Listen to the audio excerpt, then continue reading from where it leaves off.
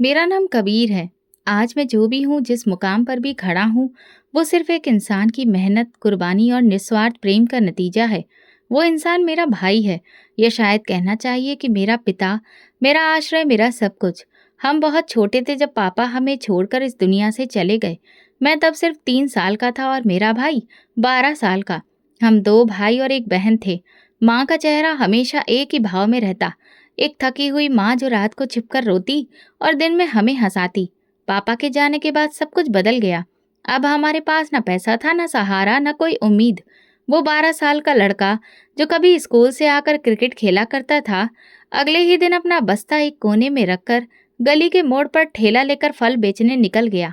वही सूरज जिसकी गर्मी कभी हमें स्कूल में परेशान करती थी, अब उसकी तपिश उसकी पीठ जला रही थी। भाई ने अपनी पढ़ाई छोड़ दी, लेकिन मेरे लिए उसका सपना और भी बड़ा हो गया। एक रात माँ ने उसे रोका, कहा बेटा कुछ दिन तो आराम कर ले, रोज रोज तेरा चेहरा जलता जा रहा है। भाई ने माँ का हाथ थामा और सिर्फ इतना बोला, माँ, कबीर को पढ़ाना है, मेरा काम नहीं रुकेगा। मैं तब छोटा था, शायद उनकी बातों की गहराई नहीं समझ पाता था। हर सुबह वो मुझे स्कूल छोड़ता और खुद ठेले पर लग जाता। रात को जब थका हारा घर आता तो माँ उसके पाँव दबाती और मैं अपनी कॉपी में कुछ लिखते हुए सोचता, एक दिन मैं कुछ बनूंगा ताकि भाई को ये सब ना करना पड़े। हमारा घर 2 छोटे कमरों का था। एक में माँ, बहन और मैं सोते, दूसरे में भाई। ना कोई पंखा, ना आराम। गर्मियों की रातों में मच्छर काटते, मगर भाई फिर भी चैन से सो जाता, जैसे दिन भर की थकान ही उसका सुकून हो। एक बार मैं बीमार पड़ गया। डॉक्टर ने कहा दवा महंगी है। माँ रोने लगी। भाई चुपचाप घर से निकला और अगले दिन ठेले पर कुछ माल कम था। बाद में पता चला उसने दवा के पैसे निकालने के लिए कुछ सामान गिरवी रखवा दिया था। वो दिन मुझे आज भी याद है, क्योंकि पहली बार मैंने भाई को चुपचाप दीवार की तरफ मुंह किए रोते देखा था। बस तू पढ़, वो अक्सर कहता। मैं चाहता हूँ जब लोग तेरा नाम लें तो कहें वो कबीर का भाई था। मेरे लिए वो सिर्फ भाई नहीं था, वो एक सपना था जो किसी और की आंखों में पल रहा था, लेकिन किस्मत में मेरी हकीकत बन गया। मोहल्ले वाले हंसते, ठेला लगाने वाले का भाई इंजीनियर बनेगा। भाई मुस्कुराकर कहता, सपने देखने में क्या जाता है। लेकिन जब ये सपना हर बेचे गए सेब के साथ सच होने लगे, तब असली मजा आएगा। जिंदगी का पहला सबक मुझे किताबों से नहीं, अपने भाई से मिला। अगर किसी से सच्चा प्रेम है तो उसके सपनों के लिए अपनी जिंदगी कुर्बान कर दो। मैं बड़ा होता गया, भाई के हाथ सख्त होते गए। उनकी हथेलियों पर छाले थे, लेकिन चेहरे पर कभी शिकन नहीं।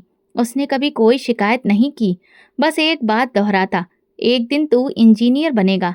फिर मुझे फर्क नहीं पड़ता कि मैं क्या कर रहा हूँ। जब मैं लखनऊ की एक बड़ी यूनिवर्सिटी में सिविल इंजीनियरिंग में दाखिला लेने पहुंचा और भाई को एडमिशन लेटर दिया, उसने कुछ नहीं कहा, बस चुपचाप मुझे गले लगा लिया। यूनिवर्सिटी की जिंदगी एक नई दुनिया थी, नए माहौल, नए लोग। भाई हर महीने पैसे वक्त पर भेज देता। एक बार मुझे प्रोजेक्ट के लिए एक खास सॉफ्टवेयर चाहिए था। मैंने भाई को फ़ोन किया, भाई थोड़े ज़्यादा पैसे चाहिए। उसने बस इतना कहा, तू चिंता मत कर, तेरा काम हो जाएगा। बाद में पता चला उसने 3 दिन तक ठेला नहीं लगाया, बल्कि रिक्शा चलाया।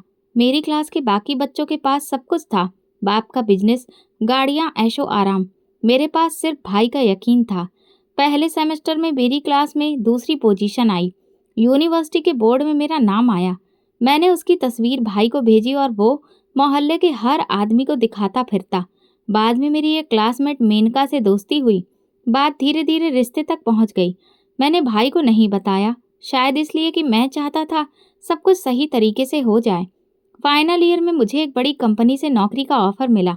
भाई को बताया, उसने बस कहा, अब तू सफल हो गया ना, एक वादा कर, मुझे कभी भूलना मत। मैं हंसा, कभी नहीं। मैंने मेनका को प्रपोज किया, उसने हाँ कर दी। शादी सादगी से हुई। भाई ने जो घड़ी पापा पहनते थे वही दी। वो अब मेरी सबसे अनमोल चीज़ है। शादी के बाद मैंने शहर में रहने का फैसला किया। फ्लैट, गाड़ी, ऑफिस, नई जिंदगी शुरू हो गई। भाई ने कभी कोई शिकायत नहीं की। एक दिन भाई का फोन आया, कबीर, सोच रहा हूँ कुछ दिन शहर आ जाऊं, तुमसे मिलने का मन है, बच्चों के लिए थोड़ा सामान भी लेना है। मैंने बात मेनका को बताई। वो थोड़ी देर चुप रही, फिर बोली, कबीर, मैं मना नहीं कर रही, लेकिन उन्हें अंदाजा होना चाहिए ना कि यहाँ का माहौल अलग है। अगर वो किसी गेस्ट हाउस में रुक जाएं तो बेहतर होगा। हमें भी प्राइवेसी चाहिए। और उनके बच्चे, उनका शोर, तुम समझ रहे हो ना? मुझे कुछ समझ नहीं आया। भाई पहली बार शहर आ रहा था। मैंने हंसते हुए बात टालनी चाही, लेकिन उसके लहजे में सख्ती थी। कबीर, हमने ये जिंदगी बहुत मेहनत से बनाई है, अब हमें उसे संभालना है। मैंने भाई को फोन किया। भाई, आप किसी गेस्ट हाउस में रुक जाओ, मैं रोज मिलने आ जाऊंगा। उसने कुछ पल चुप रहकर सिर्फ इतना कहा, जैसा तुझे सही लगे। वो आया, बच्चों के लिए कुछ कपड़े लेने थे। मैंने पैसे दिए, उसने इनकार कर दिया। कबीर, मैं भिखारी नहीं हूँ, बच्चों के लिए जो चाहिए वो मैं खुद ले लूंगा। उसी रात घर आकर मेनका ने फिर बात छेड़ी। देखा, कितना बेहतर हुआ कि वो लोग यहाँ नहीं आए। अगर आते तो हमें कितनी परेशानी होती। तुम्हारा फैसला सही था। मैं खामोश रहा। भाई अगले दिन वापस चला गया। जाते हुए बोला, कबीर तू अच्छा है बेटा, और अब अच्छा पति भी। बस खुद को इतना मत बदल लेना कि पहचान में ही ना आ सके। ये पहली बार था जब मेरे दिल में कुछ चुभा, लेकिन मैंने उसे नज़रअंदाज कर दिया। मैं समझता था ये समय की मजबूरी है। कुछ हफ्ते बाद एक और वाकया हुआ। मेनका के रिश्तेदार शहर आए और कुछ दिन हमारे फ्लैट में रुके। उनके बच्चों का शोरगुल, ड्राइंग रूम में फैले खिलौने, मेनका ने सब कुछ खुशी खुशी सह लिया। मैंने मजाक में पूछा, इनका शोर तो तुम्हें बुरा नहीं लगा? मेनका बोली, यही फर्क होता है कबीर, ये लोग हमारी सोच और स्तर के हैं। इनका तरीका सभ्य है, तुम खुद समझदार हो। अब मुझे अंदाजा होने लगा था कि मेनका के लिए रिश्ते सिर्फ खून के नहीं, हैसियत के भी होते हैं। इसी दौरान भाई ने बुलाया। उसके बेटे का दाखिला 10वीं में हुआ था। वो चाहता था मैं कुछ सलाह दूं। मैंने वादा किया, पर दफ्तर की व्यस्तता के कारण जा ना सका। फोन पर माफी मांगी। भाई ने हमेशा की तरह नरम लहजे में कहा, कोई बात नहीं, वक्त मिले तो आ जाना।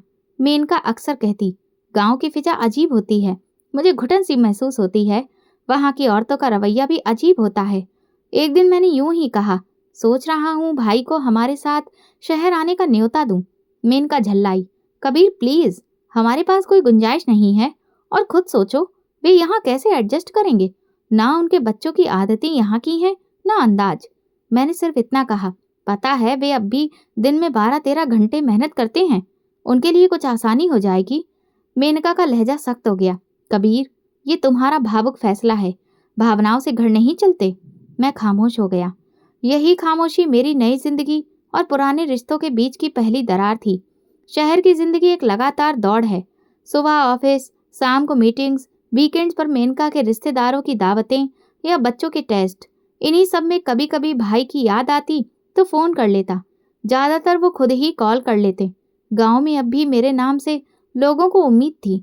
भाई सबको बताता, कबीर शहर में बड़ी कंपनी में इंजीनियर है, अपनी फील्ड का माहिर है।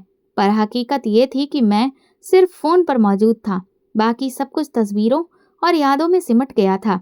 एक दिन पुराने सिम में चेक किया तो देखा भाई ने पिछले महीने में 6 बार कॉल्स की थी। मैंने खुद से कहा, अगर कोई खास बात होती तो मैसेज करते। कुछ दिन बाद फोन किया तो भाई बोले, कबीर तू व्यस्त होगा, लेकिन कभी वक्त मिले तो एक बार आ जा। मैं सोच रहा हूँ अगले महीने छुट्टी लूँ, बस तू अपना ध्यान रख। मेनका और बच्चों को मेरा प्रणाम कहना। जैसे उनके दिल की सारी हसरत इन चंद लफ्जों में उतर आई थी। एक दिन मैंने मेनका से कहा, मैं सोच रहा हूँ भाई को कुछ पैसे भेज दूँ, शायद बच्चों की फीस वगैरह में काम आ जाए। मेनका तुरंत बोली, कबीर हमारे भी तो खर्चे हैं, बच्चों की ट्यूशन, गाड़ी की किस्त, मेरे कजन की शादी, हर वक्त उनके लिए क्यों सोचते हो? मैंने बहस नहीं की, बस व्हाट्सएप पर भाई को नमस्ते लिखा, फिर डिलीट कर दिया। कुछ दिन बाद भाई ने फोन किया। इस बार उनकी आवाज पहले से ज्यादा थकी हुई लग रही थी। कबीर, सर्दियां आ गई हैं, बच्चों के लिए कुछ गर्म कपड़े देख रहा हूँ, अब कीमतें बहुत बढ़ गई हैं। मैंने कहा, ओह अच्छा, मैं देखता हूँ। नहीं, मैं मांगने के लिए नहीं कह रहा, बस बातों में निकल गया। बुरा मत मानना। मैं हंसकर बोला, नहीं भाई, आप तो कुछ भी कह सकते हैं। लेकिन सच ये था कि उस महीने मैंने अपने बच्चों के लिए नया हीटर और बेडशीट सेट लिया था। भाई को भेजने का ख्याल दब गया। समय तेजी से बीत रहा था, हमारे बच्चे बड़े हो रहे थे। मेनका ने घर के लिए नया फर्नीचर प्लान किया था। मैं प्रमोशन की रेस में था। भाई अब कम फोन करता भी तो छोटी छोटी बातें, तू खुश है? मैं हाँ कहकर कॉल बंद कर देता। गांव में हालात खराब हो रहे थे, फसलें घट रही थीं और भाई की उम्र बढ़ रही थी। एक दिन फेसबुक पर भतीजे की तस्वीर देखी, हाथ में प्लास्टर। सोचा शायद कुछ हुआ है। फोन नहीं कर पाया। भाई का कर्ज बढ़ता जा रहा था। वही कर्ज जो मेरी यूनिवर्सिटी की फीस के लिए लिया गया था, अब वो उसे चुकाने की अंतिम कोशिश में लगा था। एक बार मेनका ने कहा, कबीर, तुम्हारे भाई लोग हमें फॉलो करते हैं, उनके बच्चों को देखो ना, कोई एजुकेशन है ना ग्रूमिंग। मैंने बस सिर हिला दिया। अब कॉल बस औपचारिक रह गई थी। नमस्ते, सब ठीक? हाँ, सब खैरियत। ठीक है, नमस्ते। एक वक्त था जब वो मुझे स्कूल छोड़ने जाते थे। आज मैं उनकी जिंदगी से तकरीबन गायब था। ऑफिस की व्यस्त सुबह थी, तभी मोबाइल स्क्रीन पर भाई का नाम चमका। दिल में ख्याल आया, अब क्या? फोन उठाया। नमस्ते भाई, सब ठीक? कुछ पल खामोशी के बाद बोले, कबीर, छोटी वाली बेटी का एक्सीडेंट हो गया है। मैं चौंका। क्या हुआ? साइकिल से स्कूल जा रही थी, एक गाड़ी ने टक्कर मार दी। पैर में फ्रैक्चर है, ऑपरेशन जरूरी है वरना चल नहीं पाएगी। मैंने पूछा, कितने रुपए लगेंगे? 40 से 50 हजार के बीच। ठीक है, मैं देखता हूँ। फोन काटा और मेनका को बताया। वो बोली, अब हर बार तुम्हारा फर्ज है, बच्चों की फीस देनी है। पिछली बार भी तुमने खुद से पैसे भेजे थे, उन्हें अपनी जिम्मेदारी खुद समझनी चाहिए। मैं बोला, बच्चा है, एक बार की बात है। कबीर, तुम जज्बाती हो जाते हो। आज बच्चे, कल कुछ और, हर बार तुम ही क्यों? मैं चुप हो गया। रात को बैंक का ऐप खोला, पैसे भेजे, कोई मैसेज नहीं लिखा। 2 दिन बाद भाई का मैसेज आया, कबीर, शुक्रगुजार हूँ, ऑपरेशन कल है, भगवान तुम्हें सलामत रखे। मैंने पढ़ा, जवाब नहीं दिया। ऑपरेशन के दिन ऑफिस विजिट पर गया। शाम को घर पहुंचा तो मेनका बच्चों के प्रोजेक्ट की बात करने लगी। मैं ऑपरेशन भूल गया। 2 दिन और बीते, न भाई का फोन न मेरा। 2 हफ्ते बाद भाई का पैगाम आया, बच्ची का ऑपरेशन सफल रहा, अब ठीक है। धन्यवाद कबीर। जैसे कोई दरवाजा धीरे से बंद हो गया हो। मेनका ने पूछा, गांव से कोई खबर? हाँ, सब ठीक है। देख लिया ना, बिना ज्यादा खर्च के काम बन गया। मैंने कोई जवाब नहीं दिया। इसके बाद भाई ने कभी कोई जरूरत नहीं बताई। अब भी हफ्ते में एक बार फोन आता, हाल पूछते, हर बार बात खत्म करते, बस खुश रहो। एक दिन ऑफिस से जल्दी लौटा, मौसम अच्छा था। दरवाजा खोला, नौकर दौड़ता हुआ आया, साहब, आपके भाई अभी आए थे, वापस चले गए। कब? आधे घंटे पहले। हाथ में 2 थैलियां थीं, एक में घी, दूसरी में दूध। मेनका अंदर से निकली, खिन्नता चेहरे पर। मुझे समझ में नहीं आता, ये लोग बिना बताए कैसे चले आते हैं? क्या हुआ? भाई वापस क्यों चले गए? आते ही बैल बजाई। मैंने दरवाजे पर जाकर देखा, वही पुरानी शक्ल, वही थैलियां। कहा, भाई साहब, ये सब यहाँ भी मिलता है? मैंने कहा, मेनका, वो मोहब्बत से लाते हैं। मोहब्बत का मतलब ये नहीं कि हर बार पुराना सामान लेकर आ जाएं और हमें शर्मिंदा करें। तुम्हारे ऑफिस के लोग देख लेते तो क्या सोचते? मैं खामोश हो गया। थोड़ी देर बाद भाई को फोन किया, अभी आप आए थे? हाँ, घी और दूध लाया था बच्चों के लिए, मगर तुम व्यस्त थे। और मेनका बहन ने कहा कि यहाँ सब कुछ मिल जाता है, तो वापस आ गया। मैंने कहा, भाई, अगली बार जरूर अंदर आइएगा। वो बोले, नहीं, बस एक छोटा सा दिल था, थोड़ा दुख गया। खैर, आप लोग खुश रहें। फोन बंद किया, दिल भारी था। मेनका अब भी सोशल मीडिया में व्यस्त थी। मैंने कहा, मेनका, वो इतनी दूर से आया था, तुम थोड़ा नरम लहजा रख सकती थी। कबीर, मैं झूठ बोलूं या दिखावा करूं? हर बार वो हमें अजीब स्थिति में डाल देते हैं। अब हम जिस तबके में हैं, वो उस तबके में कहाँ फिट बैठते हैं। मैंने बात वहीं खत्म कर दी। रात को देर तक नींद नहीं आई। जहन में बार बार भाई का चेहरा आता रहा, जो दरवाजे से लौट गया था। अगले दिन मैंने भाई को मैसेज किया, भैया, आप जो भी चीजें लाते हैं वो हमें दिल से स्वीकार हैं, लेकिन आपको मालूम है यहाँ सब कुछ आसानी से मिल जाता है, इसलिए खुद को तकलीफ ना दिया करें। कुछ देर बाद जवाब आया, ठीक है कबीर, आगे से कुछ नहीं लाऊंगा, बस बच्चों के लिए दिल किया था, शायद आदत हो गई है। समय खामोशी में बीतता गया। करीब 1 महीने बाद भैया का फोन आया। बच्चों की पढ़ाई के बारे में बात की। फिर बोले, कबीर, गांव के स्कूल का रिजल्ट आया है, मेरा बड़ा बेटा तीसरे नंबर पर आया है। सोच रहा हूँ एक छोटा सा केक मंगवा लूं। बहुत खुश है बच्चा, बहुत अच्छा किया। आपने बताया नहीं पहले? मैंने कहा, बस तुम्हारी व्यवस्था का ख्याल आ गया, और फिर पिछली बार थोड़ा दिल दुखा था, इसीलिए कुछ कहना ठीक नहीं लगा। मैंने कोई जवाब नहीं दिया, सिर्फ शुभकामनाएं दी और फोन काट दिया। अब जब भी दरवाजे पर कोई घंटी बजती, दिल एक पल को रुक जाता। लेकिन भैया अब नहीं आते थे। न दूध, न घी, न वो महक जो बचपन की याद दिलाती थी। एक दिन मैंने नौकर से पूछा, भैया कभी यहाँ से गुजरे? नहीं साहब, काफी दिन हो गए, नहीं देखा। उस दिन के बाद वो जो प्यार भरे थैले लेकर आता था, कभी नहीं आया। उस छोटे से पल ने हमारी जिंदगी के कई पन्ने बदल दिए थे। जिंदगी अब अपने ढर्रे पर चल रही थी।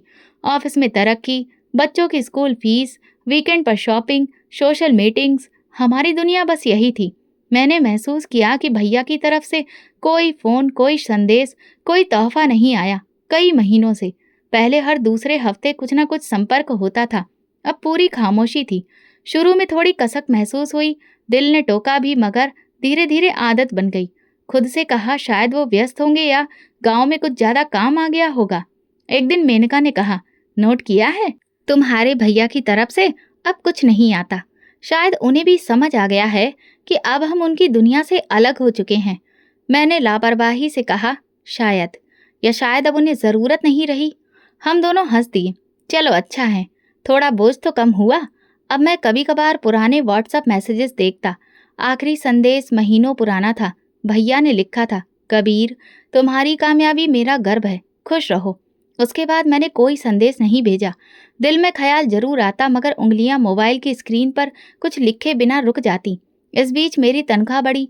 हमने नई गाड़ी खरीदी और मेनका के कहने पर घर के इंटीरियर में भी बदलाव करवाया। बच्चों की सालगिरह बड़े होटल में मनाई गई।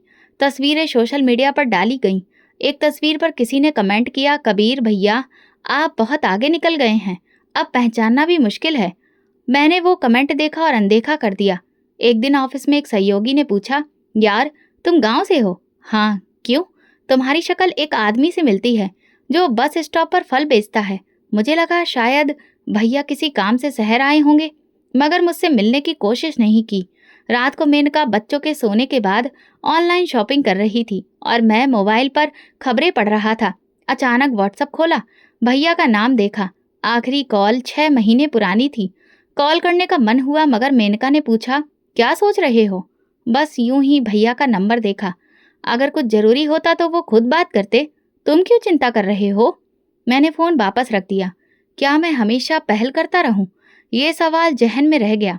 धीरे धीरे भैया का जिक्र हमारे रोजमर्रा की जिंदगी से पूरी तरह मिट गया। बच्चों को भी अब याद नहीं था कि उनके ताऊ कौन हैं।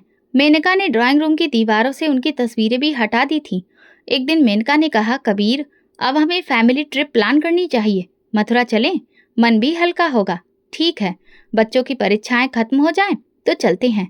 सब कुछ प्लान हुआ, होटल बुक हुए, तस्वीरें डाली गईं, मगर भैया की तरफ से कोई संदेश नहीं आया, न शुभकामना, न दुआ। गांव के किसी रिश्तेदार ने फोन किया, भैया से बात हुई आपकी? नहीं, काफी दिन हो गए, शायद व्यस्त होंगे, आप ज्यादा चुप रहने लगे हैं, मोहल्ले में भी कम दिखते हैं, उम्र का असर होगा, आप दुआ करें। फोन बंद करने के बाद कुछ पल सन्नाटा छाया, मगर फिर वही दौड़ती जिंदगी। फिर एक दिन दोपहर की ऑफिस से जल्दी लौटा। घर पहुंचा तो मेनका किसी से फोन पर बात कर रही थी। चेहरे पर झुंझलाहट थी। मुझे देखते ही फोन बंद कर दिया। क्या हुआ? तुम्हारे भैया की पत्नी का फोन था। कह रही थी घर में डकैती हो गई है, सब कुछ लूट लिया गया, अब 2 वक्त की रोटी भी मुश्किल हो गई है। डकैती? कब की? कल रात। ज्यादा विस्तार में नहीं गई। कह रही थी कि अगर कुछ मदद हो जाए तो। मैं चुप हो गया। फिर धीरे से कहा, क्या वाकई डकैती हुई है? मेनका हल्की सी हंसी। यही तो मैं भी सोच रही थी। क्या पता कोई बहाना हो। तुम्हारे भाई लोग हर कुछ दिन में कोई नई मुश्किल बता देते हैं, कभी दवाई, कभी फीस, कभी हादसा। मैंने थोड़ा सख्ती से कहा, मुमकिन है सच हो, आखिर गांव का इलाका है, सुरक्षा कम होती है। कबीर, अब तुम इतने भोले भी मत बनो, उन्हें पता है तुम कितना कमाते हो, अब ये आदत बन गई है। मैंने कुछ नहीं कहा, मगर सच यही था, दिल में शक पैदा हो चुका था। कुछ रिश्ते एक बार छूट जाएं तो सिर्फ तस्वीरों में मिलते हैं, और हम यही सोचते रह जाते हैं कि शायद ये सब वक्त का असर है। मगर जब कोई बदलाव लगातार हो तो वही स्थायी सच बन जाता है। दिवाली पास आ रही थी। शहर के बाजारों में भीड़ उमड़ी हुई थी। मिठाई, कपड़े, जूते, सजावटी सामान, हर ओर रौनक थी। मेनका के लिए ये त्योहार सिर्फ घर की सजावट या पूजा तक सीमित नहीं था। ये एक मौका था समाज में अपनी हैसियत और असर दिखाने का। घर में कई दिनों से तैयारियां चल रही थीं। नए पर्दे, नए कुशन कवर, बच्चों के लिए खास पोशाकें और मेहमानों के स्वागत के लिए एक बड़ी दावत की योजना।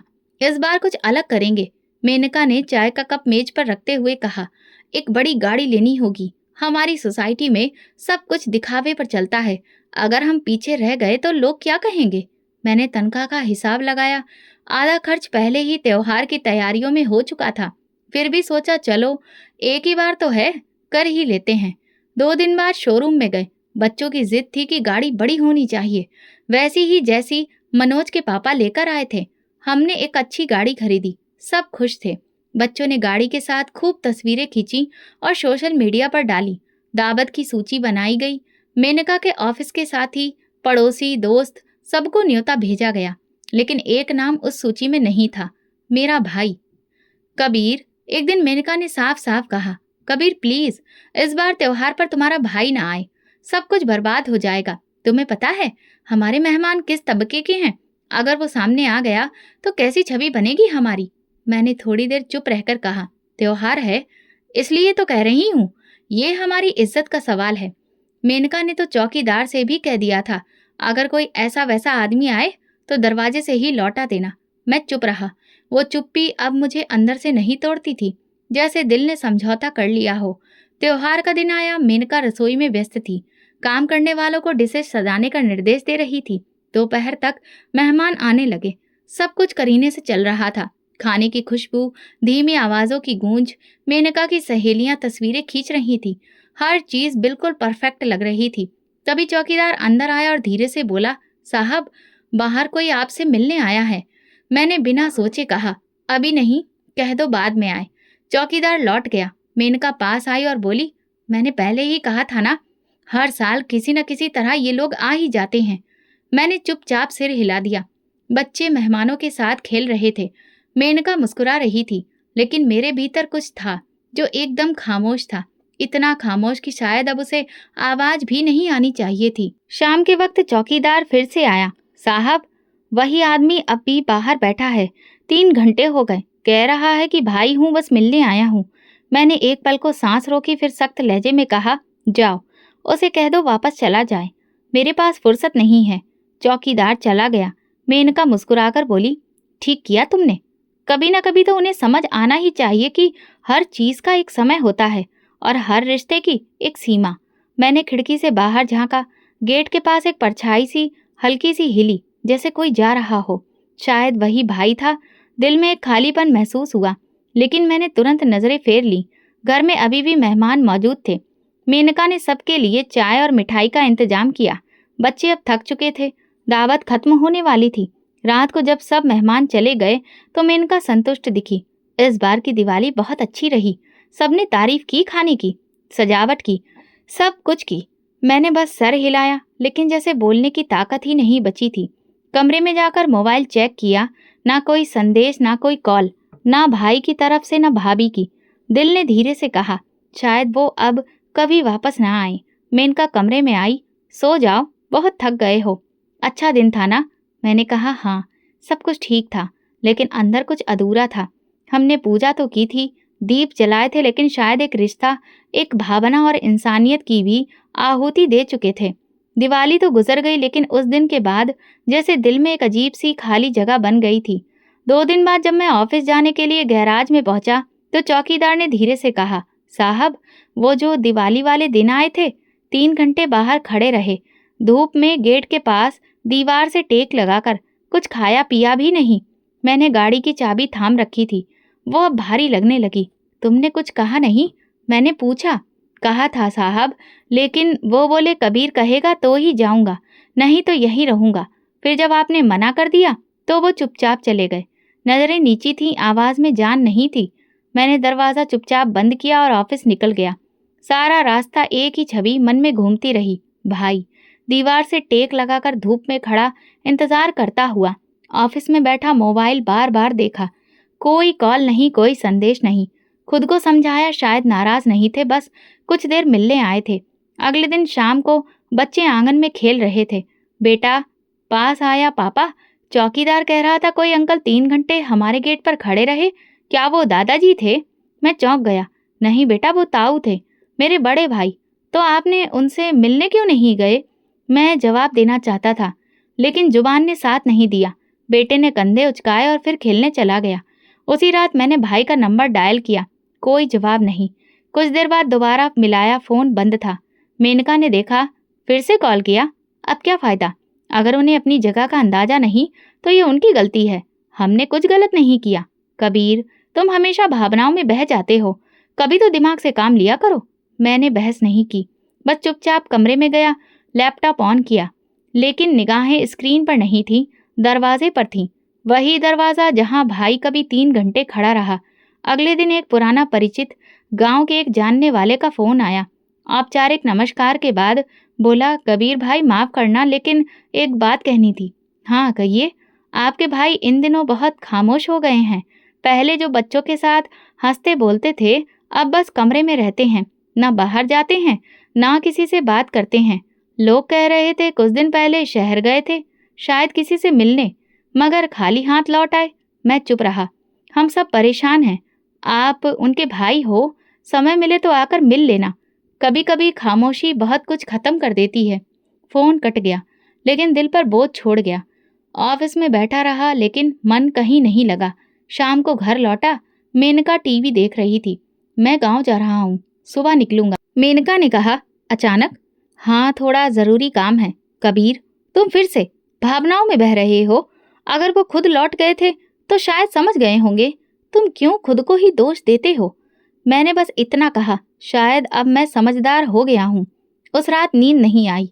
हर थोड़ी देर में ऐसा लगा जैसे दरवाजे की घंटी बजी हो, लेकिन हकीकत में कुछ नहीं था। अगली सुबह गाड़ी निकाली, लेकिन दिल ने कहा अब बहुत देर हो चुकी है। मैं रुक गया। फोन फिर किया, अब भी बंद। भाई वाकई खामोश हो गए थे। वो आवाज जो हर बार मेरा हाल पूछती थी, अब कहीं खो चुकी थी। वो आखिरी इंतजार था, और मैंने उसे नजरअंदाज कर दिया था। अब जब भी दरवाजे की घंटी बजती है, दिल कांप जाता है, कहीं वो फिर से ना आ गए हों। मगर अब कोई नहीं आता। रिश्ता टूट चुका है। ना कोई शिकायत, ना कोई गिला, बस खामोशी और खामोशी। कभी कभी सबसे बड़ी चीख होती है जो सिर्फ वही सुन पाता है जिसका दिल वाकई सुनने के काबिल हो। अगली सुबह ऑफिस जाते हुए गाड़ी स्टार्ट की ही थी कि एक अनजान नंबर से कॉल आई। आवाज किसी बुजुर्ग आदमी की थी, धीमी और झिझकती हुई। नमस्ते कबीर जी, मैं बोल रहा हूँ गांव से, आपके मोहल्ले का बलबीर। एक बुरी खबर है, दिल मजबूत रखिए। दिल जैसे एक पल को थम गया। क्या हुआ? साफ साफ बताइए।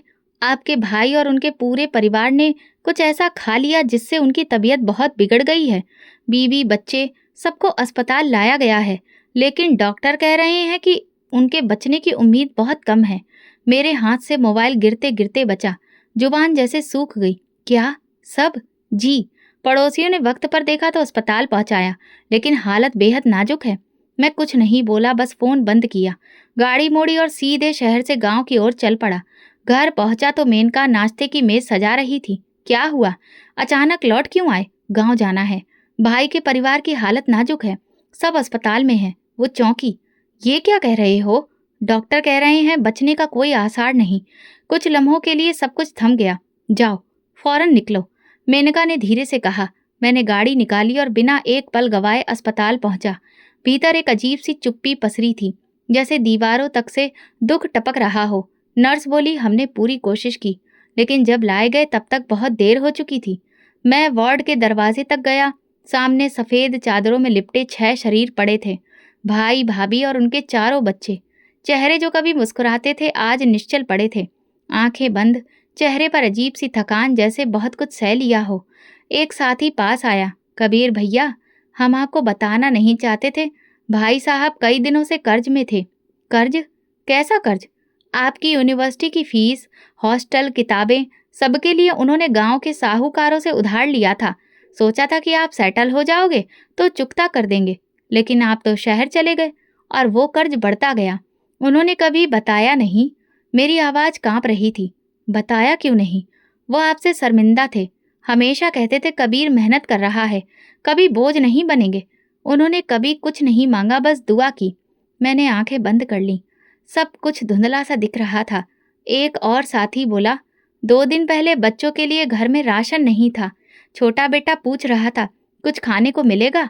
भाई साहब चुप रह गए और फिर उसी रात ये सब हो गया। मैं जमीन पर बैठ गया। सफेद चादरें अब और ज्यादा सफेद लग रही थीं, जैसे वक्त ने उनसे रंग छीन लिए हों। जब सबको शमशान ले जाया गया, लोग खामोश थे। कुछ की आंखों में आंसू थे, कुछ बस नजर झुकाए खड़े थे। कोई मेरे कंधे पर हाथ रखता और कहता, क्या फायदा ऐसी कामयाबी का जब भाई का घर भूखा मर जाए। एक बुजुर्ग ने धीमे से कहा, तुम्हारे भाई ने अपनी पूरी जिंदगी तुम्हारे लिए समर्पित कर दी और तुम उनकी जिंदगी से बेखबर हो गए। अंतिम संस्कार के बाद मैं अपने भाई के जर्जर घर में दाखिल हुआ। 2 छोटे कमरे, एक सकरा सा आंगन और हर दीवार पर समय की मार के निशान थे। रसोई में एक टूटी हुई अलमारी जिसमें खाली बर्तन रखे थे। एक कोने में पड़ा पुराना संदूक था, उसमें कुछ कागज, भाई के हाथ से लिखी गई प्रार्थनाएं और मेरी बचपन की तस्वीर थी। मैंने वो कागज खोला, उस पर लिखा था, हे भगवान, मेरे छोटे भाई को सफल बनाना, उसे वो सब देना जो मैं कभी नहीं पा सका। अगर मेरी प्रार्थनाएं कम पड़ जाएं तो मेरी उम्र में से कुछ देकर उसे दे देना।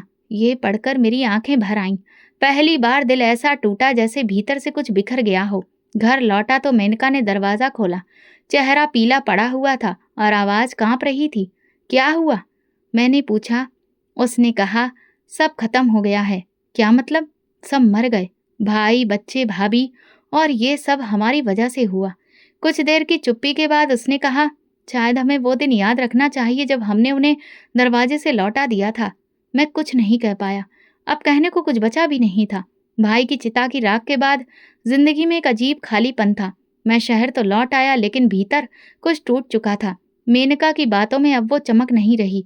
बच्चों की हंसी में भी मासूमियत खो चुकी थी। दफ्तर लौटने के दूसरे ही हफ्ते एक अजीब वाकया हुआ। मैं फाइलें देख रहा था कि अचानक 2 आदमी ऑफिस में घुसे। हम भ्रष्टाचार विरोधी विभाग से हैं। आपके खिलाफ सरकारी फंड के दुरुपयोग का केस है। हमारे पास सबूत है। मैं चौंक गया। आपको कोई गलतफहमी हो गई है? नहीं, उन्होंने कहा। आपके दस्तखत वाली फाइलें और बैंक डिटेल्स हमारे पास हैं। आपको हमारे साथ चलना होगा। सारे ऑफिस के लोग मुझे देख रहे थे। एक कलीग ने धीरे से कहा, कबीर जी, अब गिरफ्तारी होगी। मैं चुप रहा, जैसे मन पहले ही टूट चुका था और अब जो हो रहा था वो बस औपचारिकता थी। जेल में दाखिल होते ही मेरा मोबाइल, बटुआ और बाकी सामान ले लिया गया। चंद दिनों में ही बर्खास्तगी का नोटिस भी आ गया। बैंक खाते फ्रीज कर दिए गए। जो कुछ सालों में कमाया था वो एक पल में छिन गया। 1 हफ्ते बाद मेनका मुझसे मिलने आई। चेहरा उतरा हुआ, आंखें खाली। मैं कुछ नहीं बचा सकी कबीर। घर जब्त हो गया है।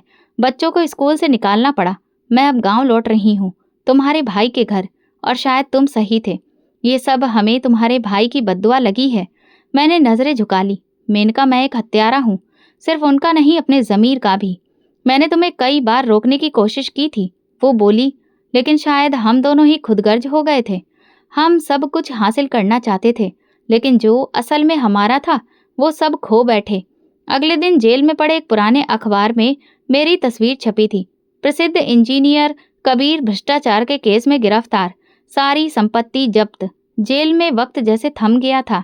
हर दिन एक जैसा, हर पल एक सवाल लिए। भाई की चुप्पी, भाभी की भूख, बच्चों की प्यास, सब जो मैंने अनदेखा कर दिया था अब मन में शोर बन गया था। 6 महीने बाद सजा पूरी हुई। रिहाई के वक्त जेल का गार्ड बोला, साहब, दुनिया में सब कुछ मिल जाता है, बस वक्त और रिश्ते वापस नहीं आते। बाहर आकर वही सड़कें, वही शहर, पर अब सब अजनबी था। न घर रहा, न दफ्तर, न वो इज्जत जो कभी नाम के साथ जुड़ी थी। मेनका ने दरवाजा खोला, चेहरे पर थकान, आवाज में थोड़ी सी नरमी थी। आ जाओ, अब यही हमारा घर है। वही 2 कमरों वाला पुराना घर जिसे हम कभी फकीरों का घर कहते थे, अब वही हमारी आखिरी पनाहगाह था। आंगन में भाई के लगाए हुए पौधे अब पेड़ बन चुके थे, लेकिन उन पर भी कोई रौनक नहीं बची थी। हर दीवार मेरी खुदगर्जी की गवाही दे रही थी। हर कमरा जैसे किसी सजा की तरह लग रहा था। मेनका ने बताया कि लोग अभी भी तरह तरह की बातें करते हैं, लेकिन मुझे अब किसी की परवाह नहीं रही। भाई की यादें इस घर में रची बसी हैं। कम से कम आत्मा को थोड़ी शांति है। रात को कमरे में बैठा मैं भाई की वो डायरी पढ़ रहा था जिसमें उसने मेरे बचपन की हर सफलता को दर्ज किया था। एक पन्ने पर लिखा था, आज कबीर ने अपनी पहली तनख्वाह ली है। मैंने मंदिर जाकर भगवान का धन्यवाद किया। मेरी जिंदगी की सबसे बड़ी कमाई यही थी। वो शब्द मेरे दिल को चीरने लगे। अगली सुबह मैं भाई की तस्वीर के सामने गया और हाथ जोड़कर कहा, भैया, मुझे देर से समझ आया, लेकिन जब तक सांस है तेरी कुर्बानी को नहीं भूलूंगा। गांव के लोग अब मुझे तरस भरी निगाहों से देखते हैं, वही लोग जो पहले सम्मान से देखा करते थे। रात धीरे धीरे गहराती जा रही थी। छत पर लेटा मैं आसमान को ताक रहा था। वही तारे जिनकी कभी बचपन में भाई के साथ गिनती की कोशिश करता था, अब कुछ ज्यादा ही दूर लग रहे थे। ठंडी हवा चेहरे को छू रही थी, मगर दिल की तपिश कम नहीं हो रही थी। घर के अंदर मेनका बच्चों को सुलाने की कोशिश कर रही थी। उसकी आवाज अब धीमी और थकी हुई लगती थी। शायद वो भी अंदर से टूट चुकी थी। हम दोनों की हालत एक सी थी, बस अपने दर्द को बयां करने का तरीका अलग था। एक वक्त था जब ये घर हमें छोटा और शर्मिंदगी का एहसास देने वाला लगता था। आज यही 2 कमरों का मकान हमारी पनाहगाह बन गया था, हमारी असलियत का आईना। कमरे में लौटकर मैंने दीवार पर टंगी भाई की आखिरी तस्वीर को देखा। वो तस्वीर जो भाभी ने बच्चों के साथ ली थी। मुस्कुराते हुए उस चेहरे पर वही थकान, वही सादगी और वही सच्ची मोहब्बत दिखती थी। मैं तस्वीर के सामने बैठा आंखों में नमी लिए सिर्फ इतना कह पाया, भैया, मैं तेरा अपराधी हूँ। जिस दिन तू 3 घंटे मेरे दरवाजे पर खड़ा रहा, मैं अंदर बैठा अपनी सुख सुविधाओं का हिसाब लगा रहा था। मैं समझता रहा कि इज्जत मेहमानों से बनती है, लेकिन असली इज्जत तो दरवाजे पर खड़े उस इंसान से थी।